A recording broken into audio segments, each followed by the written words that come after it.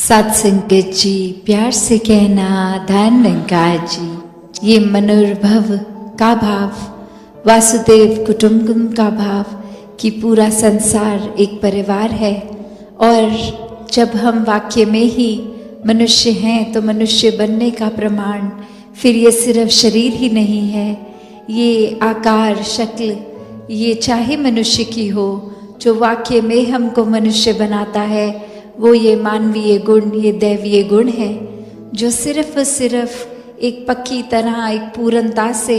एक स्वाभाविक रूप अपना तभी ले पाते हैं जब इस निराकार, इस परमात्मा, इस परमेश्वर, जो भी नाम से हम इसको बुलाना चाहें, इसको वाक्य में इस भगवान के दर्शन करें जो ये निराकार हर जगह है। इसके दर्शन करके ब्रह्म ज्ञान द्वारा जब अपने जीवन में फिर इसका एहसास हर समय करते हुए भक्ति करी जाती है, हर पल में, हर कार्य में इसको शामिल करके हर पल में, तो वाकई ही ये प्रेम का रिश्ता बनता है, ये प्रेमा भक्ति की शुरुआत होती है। कैसे फिर इस जीवन में ये रोशनी जो सत्य है, ये एक हमेशा रहने वाली, क्योंकि ब्रह्म ज्ञान हमेशा के लिए है, ये परमात्मा, ये निराकार हमेशा ही है, उपस्थित है, हमेशा ही रहेगा। तो कैसे इसको एक इंसान जीते जी ही देख सकता है। और ये सिर्फ वो बात नहीं कि एक बारी ही देखा जाए, ये तो फिर एक बारी पहले जैसे ही ब्रह्म ज्ञान मिलता है तो ताउम्र हर पल के लिए देखा जा सकता है। जैसे अक्सर हम सुनते हैं कि जब आँख खुले तब सवेरा, तो वो बात होती है कि जब भी हम कोई अपने रास्ते से भटक रहे हों, जैसे ही एक समझ आ जाती है, एक सोझी आ जाती है, ये चेतनता, ये विवेक इशारा करता है कि हम जो कर रहे हैं ठीक नहीं है, तो उसी समय सुधार का काम हो सकता है। वो पल ही एक करेक्शन मोड में हम खुद को डाल सकते हैं। तो एक बात उसी से है, ये है कि जैसे ही ये एहसास होता है कि एक हमें दिशा बदलनी है, हम उसी समय वो उसको सही कर लेते हैं। और वहीं देखा जाए कि ये परमात्मा की रोशनी, ये सत्य, ये लाइट तो हर समय ही है, यहाँ तो हर समय ही सवेरा है। तो कैसे इस सवेरे में अपनी आँखों को ना बंद करें, जब परमात्मा वाक्य ही हर समय अंग-संग है, तो इसके एहसास में क्यों नहीं रहा जा सकता। एक इससे आंखें बंद करके अपने दुनियावी माया रूपी कार्यों में इतने व्यस्त होके कि इसी का ही फिर एहसास खो दें, एक ध्यान ही इस परमात्मा से हट जाए और संसारिक वस्तुओं से, लोगों से इतना जुड़ जाए, तो फिर बात वही होती है कि एक रोशनी तो पूरी है, पर आँख हमारी ही बंद है तो हमें रोशनी वो नज़र नहीं आएगी। तो यही परमात्मा हर समय अंग संग है। जितना ज़्यादा इसका एहसास करें उतना ही एक जीवन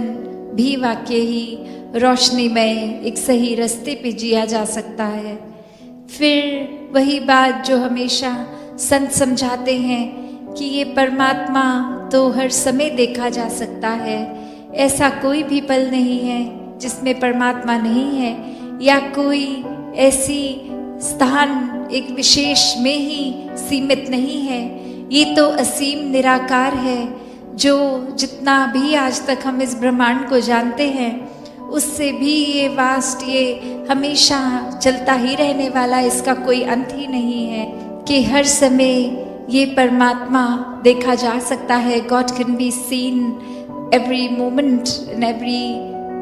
aspect, in every place. It's not just limited or confined. तो ऐसा ही हर समय we can see God with our eyes, with this openness, this vastness that we see. The distance between two people, as we see, is an empty space, but in reality that consists of God, this divine light, this truth. तो कैसे ये एक दूसरे के ऊपर हमारी अगर नज़र भी पड़ती है तो इसके बीच में कहने को तो ये खाली स्थान है जो इस नज़र से देखेंगे, पर ब्रह्मज्ञानियों को, ये संतों महात्माओं को पता है कि ये खाली जगह भी खाली नहीं है, इसी में परमात्मा है, इसी का जो ये खाली स्थान नहीं कोई ऐसा जहाँ परमात्मा नहीं है। ये इंसानी शरीरों के अंदर भी यही परमात्मा है जो अंग संग हमेशा हर जगह है। तो कैसे अपने जीवन में जब ये बात घर कर लेती है, ये समझ आ जाता है ब्रह्म ज्ञान, तो हर पल ये बेरंगे रूप में ही ये परमात्मा हर एक में भी दिखता है। एक इस रूप में भी निराकार की जो समझ आ जाती है, फिर एक मन वाक्य ही मनुष्यता की ओर जाता है। फिर ये दैवीय गुण, ये मानवीय गुण स्वयं ही आ जाते हैं। और यही बात फिर सुकून की भी आती है कि कैसे ये एकत्व में सुकून है, ये एकत्व, ये रिश्ता, ये परमात्मा और इस आत्मा का, कि जब इस आत्मा को पता चल जाता है कि वाकई ही एक असली रूप क्या है इसका, चाहे शरीर में है पर शरीर इसकी असली पहचान नहीं है, ये परमात्मा का ही रूप, इसी में मिलना है, इसी से उत्पन्न हुई ये आत्मा। तो ऐसे ही जीवन को जो समझ लेते हैं वो ही मोक्ष और मुक्ति, ये साल्वेशन के हकदार होते हैं। तो ऐसा जीवन हर किसी के हिस्से में आ सकता है, हर कोई इस जीवन को जिया जा सकता है। एक बात फिर वही आ जाती है कि जब भक्ति कर रहे हैं तो वो माइंडसेट, वो दिल का भाव, वो एक दृष्टिकोण क्या होता है, वो फिर शुक्राने भाव का, जिसमें फिर ये हर पल में सुकून ही महसूस होता है। फिर ऐसी कोई भी एक चीज़ एक दिल को इतना ज़्यादा तंग नहीं करती, डिस्टर्ब नहीं करती। एक कुछ भी हो उसमें भक्त हर समय में ये देख लेते हैं कि अभी अगर ऐसा है तो भी बहुत अच्छा है, अगर हमारे मन मुताबिक कुछ होता तो शायद वो इतना अच्छा ना होता जो परमात्मा की रज़ा से हो रहा है। इसमें कितना ही बेहतर है हमारे लिए, वो हमें दिख रहा है या नहीं, पर उसमें बेहतरी ही है हमारे लिए। तो भक्तों ने हमेशा यही सिखाया है, जितना इस परमात्मा के रंग में रंगे रहेंगे, इसके प्यार में चूर रहेंगे, उतना ही हमारा सुधार होता जाएगा,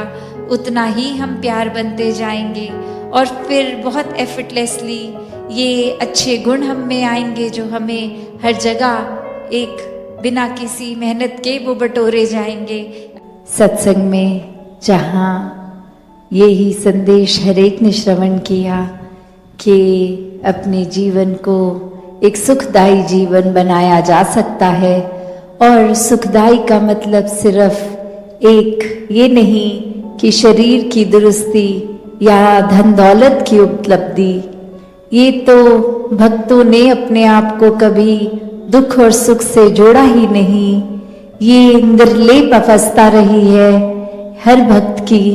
कि परमात्मा ने चाहे सुख दिया चाहे दुख दिया, उसका असर ही जीवन पे नहीं, क्योंकि जीवन में सिर्फ और सिर्फ इस परमात्मा का ही असर है। मन इसी परमात्मा के साथ जुड़ा है। और ये जुड़ाव कैसे हुआ? ये जुड़ाव भी इसलिए क्योंकि इस परमात्मा को पहले देखा है, फिर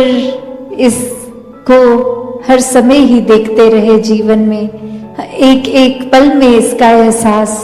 हर एक मनुष्य में, हर एक प्रकृति में इस परमात्मा के ही दर्शन। तो बात वही जो युगों युगों ने संतों ने संदेश दिया कि अपने आप को किस मार्ग पे रखना है जीते जी। भक्तों ने कभी ये नहीं कहा कि अपने दुनियावी कर्म करने बंद कर दो, सिर्फ कहीं अकेले हो के इस परमात्मा में मन टिकाओ और कोई काम ना करो। नहीं, भक्तों ने यही सिखाया है कि पूरे दिन में आपकी एक अवस्था इस परमात्मा के साथ जुड़ के आध्यात्मिक रूप मन में जागृति हर समय की रहे। हाथ से काम काज जो मर्जी कर रहे हों उस समय, चाहे खाना बना रहे हों, सो रहे हों, कोई ऑफिस स्कूल इत्यादि कहीं भी हों, अपना काम तो करते ही जाना है, क्योंकि वो दुनियावी जिम्मेवारियों को निभाते हुए भक्ति करनी है। एक दुनियावी रूप से मुंह नहीं मोड़ना, एक भक्ति भाग जाने की अवस्था नहीं कि नाते तोड़ के बस अपने आप को एकांत कर लिया जाए, एक ध्यान एकांतता के बाद ही जोड़ा जाए। नहीं, ये तो सांस लेने की तरह जो कोई काम करते करते सांस लिया जाता है, वैसे ही इस परमात्मा का एहसास हर समय किया जाता है। वही वाक्य में भक्ति है। और जब जब ये परमात्मा याद है, तब तक वो कर्म रूप भी हमारे एक खराब उल्टी दिशा में नहीं जाएंगे। वो फिर इसके एहसास में हर कर्म एक सुकर्म बनते हैं। एक फिर वो रास्ता एक अपने भी परोपकार का, औरों का भी परोपकार उसी द्वारा। तो ये शरीर जब मिला है मनुष्य का, तो जहाँ अपना भी हर पल सुधार करना है, वहीं पूरी मानवता के कल्याण के लिए ये शरीर को भी लगाना है। क्योंकि ये सेवा भाव मन का है कि हम इस संसार में आए हैं तो मानवता के भलाई के लिए ही ये सांसें चले। एक अपने आप पे सेल्फिश होके, खुदगर्ज होके नहीं जीवन जीना। ये जीवन को तो निस्वार्थ होके जीना है, जहाँ एक अपने कर्मों को तो अच्छा बनाना है, वहाँ हर एक की भलाई के लिए हमारे कदम भी हो, हमारी प्रार्थना भी हो कि जिसके जुबान में अहंकार रूपी ये बोल ना निकले जिसकी जीभ से, तो वो ही ऐसा इंसान आबाद है कि जो मन में संतों की प्रति श्रद्धा एक परमात्मा की ऊपर आधारित, तो वो अहंकार रहित या और भी कोई बुरी बात नहीं आएगी उस जुबान पे। तो कैसे एक मौन होने की बात यहाँ नहीं, एक चुप होने की बात नहीं, बस यही कि अपने मन में अच्छे ही भाव होंगे तो जुबान से भी वो तोल मोल के ही शब्द निकलेंगे। एक अच्छे मीठे मधुरता की वाणी ही है। जिस तरह संपूर्ण हरदेव वाणी में भी हम ये पढ़ते हैं, निरंकार ये मौन है कितना, हम भी कम बोला करें। तो बात वही कि एक स्टैचू बन के, एक बुत बन के नहीं यहाँ कहा जा रहा कि बोलचाल ही नहीं करनी, पर वही कि कब कब हमें चुप रहना है, कब कब बोलना है, ये चेतनता। क्योंकि ये अल्फाज तो, ये भाषा तो बचपन में ही हर कोई सीख लेता है, पर फिर वो पूरा जीवन लग जाता है इस समझ को लाने में कि कब बोलना है और कब नहीं। क्योंकि अक्सर अनेकों बार अगर हम ऐसी परिस्थितियों में होते हैं कि कोई कुछ बुरा बोल गया, तो उसी समय एक कठोर वचन हम उसको पलट के ना बोलें। वो समझ कि इस समय वो शांत रहना, ये मौन रहना, वो ही ज्यादा उपलब्धि का कारण होगा। उसी से एक मन के भाव हमारे भी शुद्ध रहेंगे, दूसरे के प्रति भी नफरत नहीं आएगी। और सिर्फ वो कोई मजबूरी की तरह उस समय चुप नहीं रहना, दूसरे की अवस्था समझते हुए कि इस इंसान ने अगर कुछ गलत बोल दिया तो वो परमात्मा उस समय उसको तो भूल गया, हम ना भूलें। ये परमात्मा जिसके मन में होता है वो तो दुरुपयोग शब्दों का करता ही नहीं। वो इंसान तो फिर हमेशा एक सुख चैन अमन प्यार ही बांटता है, चाहे कर्मों द्वारा चाहे शब्दों द्वारा। तो वो शब्दों को संभाल कर बात करनी कि ये परमात्मा ने फिर किस तरह वो सोझी बख्शी कि उस इंसान के लिए भी यही अरदास कि ये इंसान भी आगे से मन में इतनी शीतलता रखे, इस परमात्मा को रखे, ताकि ये बोली भाषा में भी मधुरता मिठास ही छलके। और हम भी ये बात समझे कि दूसरे ने अगर कह दिया तो वो पता नहीं किस पीड़ा में होगा खुद, कितना मन में उसके ये बात चल रही कितना बेचैन होगा कि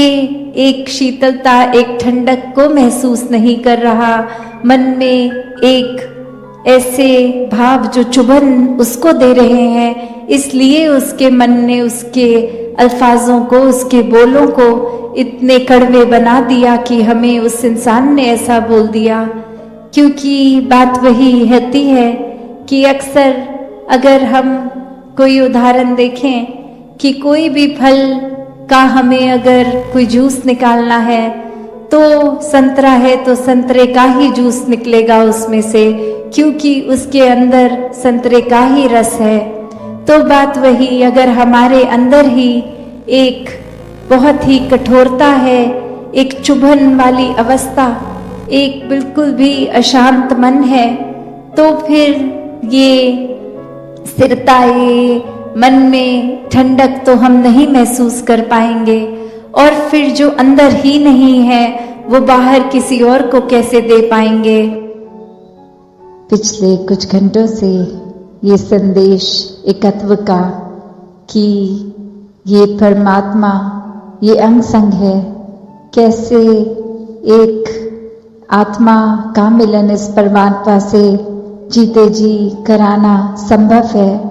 और ये जब एकत्व कायम हो जाता है तो फिर सिर्फ परमात्मा तक ही ये एकत्व नहीं, परमात्मा तो हर जगह है, फिर सभी से इस परमात्मा के जरिए ये एकत्व हो जाता है, ये हर किसी में नजर आने लगता है। तो ऐसा ही जीवन जीने का तरीका भक्त जी के सिखाते हैं, और फिर वो एक प्रयास हर एक का कि जिस समय ये परमात्मा जीवन में आ गया तो अपनी भक्ति एक करने का सिलसिला शुरू, और ये विश्वास के साथ, ये एक मन में श्रद्धा लेके, एक मानवीय गुणों से खुद को युक्त करके, बिल्कुल कोई मन में अपनी इच्छाओं को प्रबल इस तरह ना करके कि ये इच्छाएं पूर्ति के लिए परमात्मा का साथ लेना है, एक परमात्मा को याद करना है। पर ये संतों ने हमेशा समझाया कि मन में ये चाहत, ये इच्छाएं तो कभी खत्म नहीं होंगी, तो वो इच्छाओं को काबू करने का तरीका ही ये है कि ये परमात्मा के प्रति अपने मन को समर्पित कर दिया जाए कि जो दिया इस परमात्मा ने वो काफ़ी है। ये एक जज्बा रखना, ये ड्रीम्स अपने जीवन में होना, ये गोल्स होना सब मुबारक है, सबकी तरफ एफर्ट भी करना है। पर जब वो एक हासिल जो करना चाहते हैं किसी वजह से अगर नहीं हासिल हो रहा, तो उसके बाद की अपनी एक मेंटल स्टेट, ये अपने मन को इतना नहीं बुझा लेना कि वो फिर इच्छाओं के वजह से एक खुद ही परेशानी को अपना लिया। तो बात वही है कि ये एक संतुलन, ये बैलेंस, जैसे एक कहानी भी आप सभी ने अक्सर सुनी होगी कि कैसे एक इंसान एक कुएं में पानी भरने की कोशिश, और वो जो बाल्टी थी उसके नीचे का हिस्सा टूट गया था, तो वो बाल्टी एक बॉटमलेस बकेट थी, एक नीचे बेस ही नहीं था, तो जितनी बारी भी वो रस्सी से उसमें खींचा जाता तो वो एक खोखली, एक वो बकेट बाहर आती थी, उसमें पानी नहीं आ पाता था। और वहीं आसपास देखने वाले उस इंसान को कहते कि ये तो क्या ही कर रहे हो, ऐसे तो पानी आएगा ही नहीं, अगर पानी चाहिए तो ऐसी बाल्टी डालो जिसके बेस कुछ हो ताकि वो पानी होल्ड हो जाए उस बाल्टी में। और वो इंसान कहता है यही तो आप सभी को समझाने की कोशिश है कि मनुष्य के जीवन में ये आशाएं, ये एक चाहतें, ये इच्छाएं, ये कभी खत्म नहीं होंगी। ये इसी तरह हम कितना भी वो बाल्टी को भरना चाहेंगे, एक इच्छा पूरी तो दूसरा एक तैयार कुछ चाहत। तो एक ऐसा जीवन ना अपनाया जाए जो सिर्फ भागते ही रहें, कभी किसी ख्वाहिश के पीछे, कभी कुछ। एक मन को स्थिर करके परमात्मा में मगन रख के ऐसे जीवन को अपनाया जाए जो जीवन वाकई ही एक शुक्राने भाव से जिया जाए, एक सैटिस्फाइड लाइफ, एक कंटेंटमेंट की बात कि अपने पास जो इस परमात्मा ने दिया उसको कैसे ध्यान रखते हुए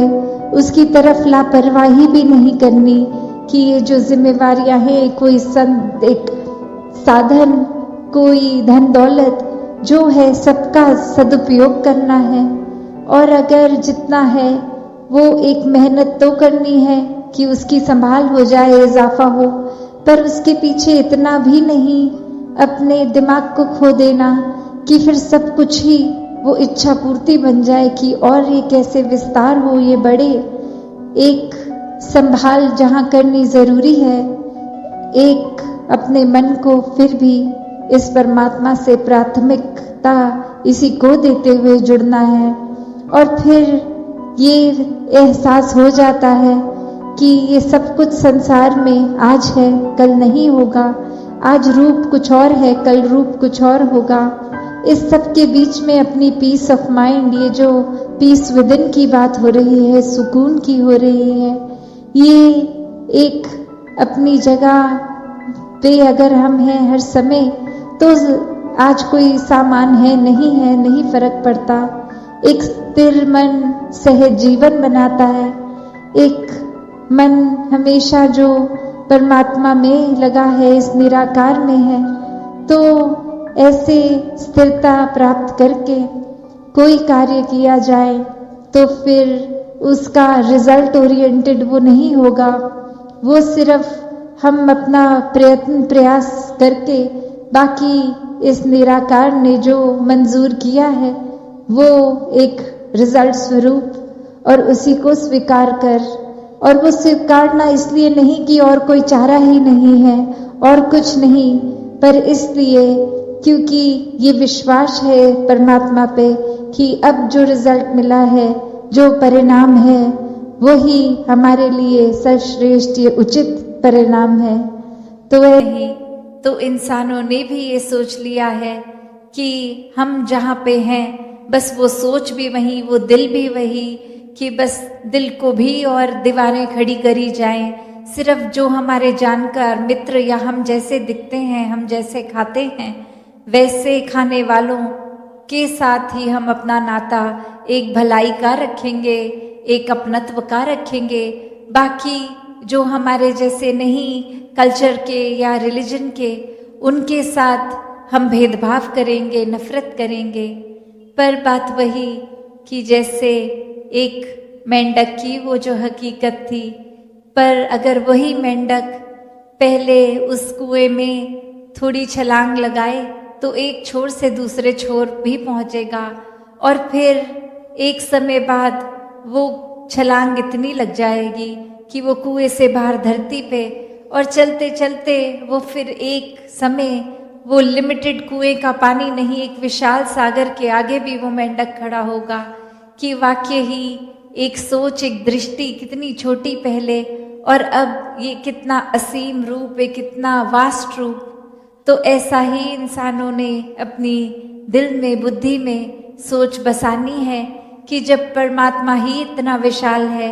तो हम इतनी संकीर्ण सोच ना रखें, हम हर एक को अपनाएं, हर एक से प्यार करें। ये प्यार बनकर ही प्यार बांटना संभव है, और एक बार जब परमात्मा से प्यार है तो परमात्मा की बनाई हर रचना से प्यार है। फिर इस रचना में कोई भेदभाव नहीं, कोई नफरत नहीं। तो दासी और समय ना होने के कारण इन्हीं शब्दों से अब आज्ञा लेगी साथ संगत जी, धन्यवाद जी।